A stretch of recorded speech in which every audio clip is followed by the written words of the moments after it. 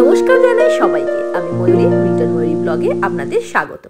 শুক্রবার দিন সন্ধেবেলা আমি একটু মুচি বাজারে এসেছিলাম, কারণ শনিবার গুরু পূর্ণিমা, তাই আমাদের বাড়িতে লক্ষ্মী ঠাকুর পুজো করা হচ্ছে। প্রতি শনিবার তো আমার বড় ঠাকুরের পুজো থাকে, তার ওপর এই তৃতীয় শনিবার হবে যে আমি মা শ্যামা সুন্দরীর মন্দিরে পুজো দিতে যাচ্ছি। ওখানে গেলে তো অনেক সময় লেগে যায় লাইন দিতে, তারপরে পুজো দিয়ে বাড়ি ফিরতে ফিরতেও টাইম লেগে যায়। তার ওপর কালকে থাকবে উপসী পেট, তাই ওখান থেকে আসার পর আর ইচ্ছা করবে না যে আবার গিয়ে জিনিসপত্র জোগাড় করি। তাই আগের দিন সন্ধেবেলায় সব জোগাড় জানতি করে নিলাম। পনিরের দোকান থেকে পনিরও নিয়ে চলে এলাম। বাজার সব করাই আছে, তাই কোনো চিন্তা নেই। এই শনিবার ভেবেছি অনেক সকাল সকাল যাব মাকে পুজো দেওয়ার জন্য। এই যে পৌঁছেছি, তখন বাজে 6:45, তাই লাইন দেখেছেন কত বড় লাইন পড়ে গেছে। মন্দির খোলে 8টার সময়, কিন্তু শীতের জন্য একটু টাইম লেগেছিল। পূজারীরা, মন্দির কর্তৃপক্ষরা সারা দিন অক্লান্তভাবে খেটে যায়, তো ওদেরও তো অধিকার না একটু শীতের সময়গুলো দেরি পর্যন্ত ঘুমাবে, তাই একটু অপেক্ষাই করে নিয়েছিলাম। আর ওই যে বলেছিলাম, মা শ্যামা সুন্দরীর মন্দিরে গেলে কোনো রকম ক্লান্তি বোধ হয় না।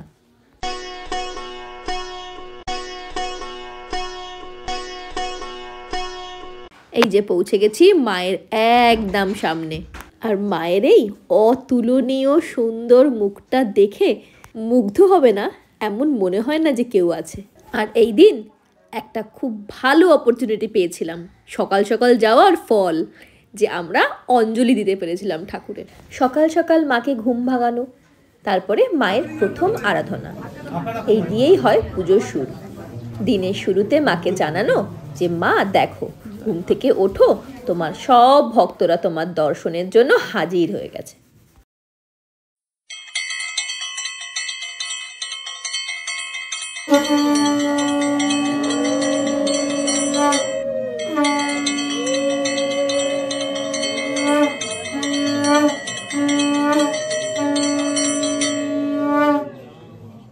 মায়ের পুজো সম্পন্ন করে ভোলেনাথের দর্শন করে বাড়ি চলে এলাম। মা কি সুন্দর দেখতে লাগছে, মা হাতে তোলো। উলি বাবালে, মা কোলে নাও।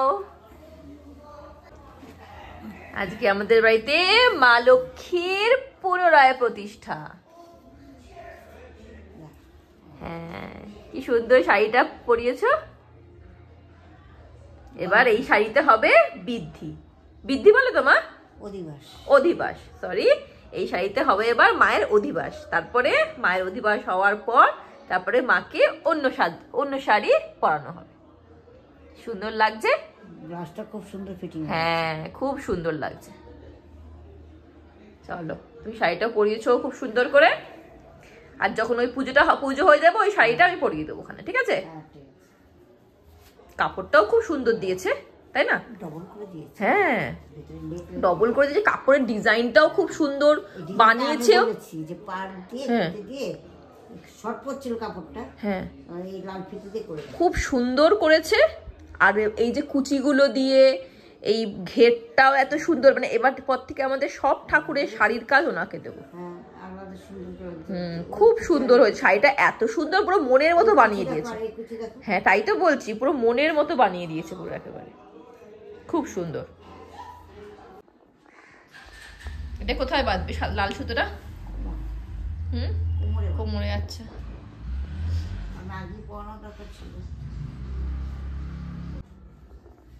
স্নান করার সময় চুলটা খুলে দিতে হবে, চুলটা থাকবে না, চুলটা খুলে দিতে হবে। হ্যাঁ, পুজোর কাজে কিন্তু আমার শাশুড়ি মা একদম ক্লান্ত হয় না।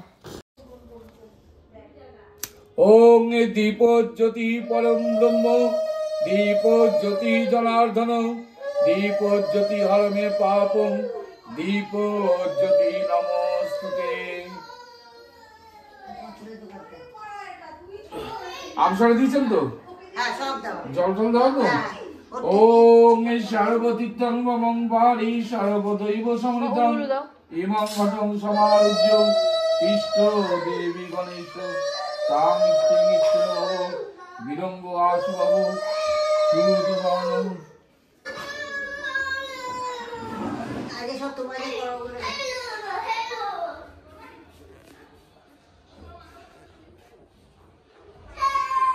পুজো শুরু হয়েছিল 9টা সাড়ে 9টার সময়, আর এতক্ষণ উপাস, তার উপর আবার জোগাড় জানতি, শরীরের অবস্থা হয়ে গেছিল একদম খারাপ।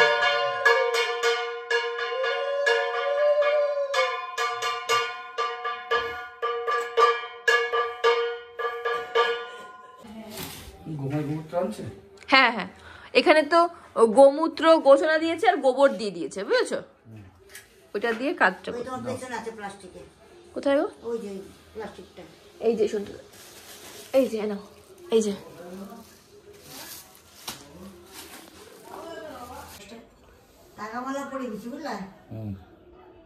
আমার শাশুড়ি মা লক্ষ্মীকে পুরো নতুন বউয়ের মতো সাজিয়েছে।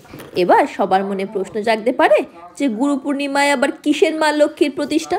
কিন্তু মা লক্ষ্মী পুজোর সময় ঠাকুরমশাইটা থাকেন ভীষণ ব্যস্ত, সেই সময় পুজোতে তেমন টাইম দিতে পারেন না। আর তৃপ্তিময় পুজো না হলে আমার শাশুড়ি আর আমার বরমশাইকে খুশি করা ভার, পাছে কোনো ত্রুটি না হয়ে যায় মায়ের নিবেদনে।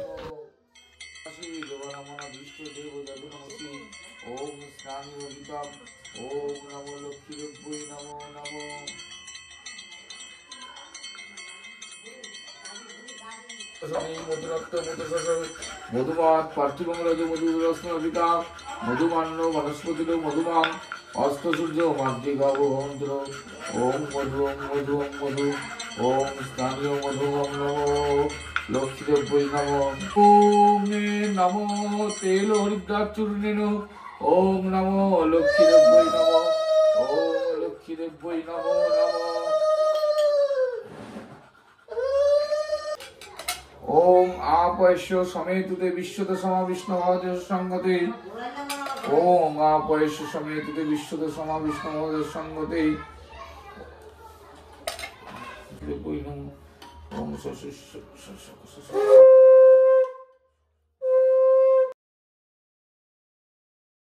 মা লক্ষ্মীকে শুদ্ধিকরণের নিয়ম সম্পন্ন হলো। এবার ওনাকে রাজসজ্জায় সজ্জিত করার টাইম। ওনার জন্য নতুন শাড়ি বানানো হয়েছে, আর শাড়িগুলো বানিয়ে দিয়েছে আমাদের বাড়ির সামনেই থাকে একটা দিদি, যে দিদিটা এই শাড়ি বানানোরই কাজ করে, ঠাকুরের সমস্ত শাড়ি জামা বিছানা বানানোর কাজ করে ওই দিদিটাই। আমরা না বুঝতে পারিনি যে এত সুন্দর বানিয়ে দেবেন উনি, তাই এবার থেকে আমরা চিন্তা করেছি আমাদের সকল দেবদেবীর শাড়ি হোক, জামা হোক আর ঘাগরাই হোক না কেন, সব ওনাকে দিয়েই বানাবো। মা লক্ষ্মীকে লাল শাড়িতে খুবই ভালো লাগে, তাই আমার শাশুড়ি মা লাল শাড়ির কথাই বলেছিলেন। আর কি সুন্দর শাড়িটা বানিয়ে দিয়েছে, আর পরানোর পর তো আরও মিষ্টি লাগছে শাড়িটা। রেডিমেড শাড়ি বলতে, কিন্তু ডিজাইন করে পরাতে কিন্তু অনেক সময় লাগে। আর ঠাকুরমশাই সামনেই বসেছিলেন, সেই জন্য একটু তাড়াহুড়োও ছিল, তাই তাড়াতাড়ি শাড়িটাকে ওনাকে সুন্দর করে সাজিয়ে পরিয়ে দিলাম। এই যে আজকে আমাদের মা লক্ষ্মীর সাজগোজ কমপ্লিট। দেখে বলুন তো কেমন লাগছে আজকে আমাদের মা লক্ষ্মীর সাজটা? কি মিষ্টি লাগছে না মাকে এই সুন্দর লাল শাড়িতে। এই যে মায়ের হাতে দিয়ে দিলাম মায়ের কলস। এবার পুজোতে বসার জন্য উনি রেডি।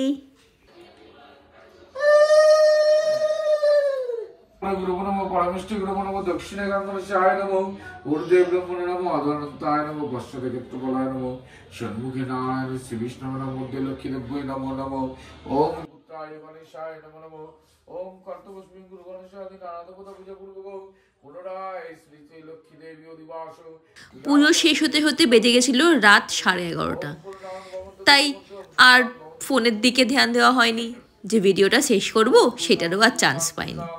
তবে আজকের ভিডিও এত দূরই থাক, আবার দেখা হচ্ছে পরের ভিডিওতে। সবাই লাইক শেয়ার সাবস্ক্রাইব করুন। ধন্যবাদ।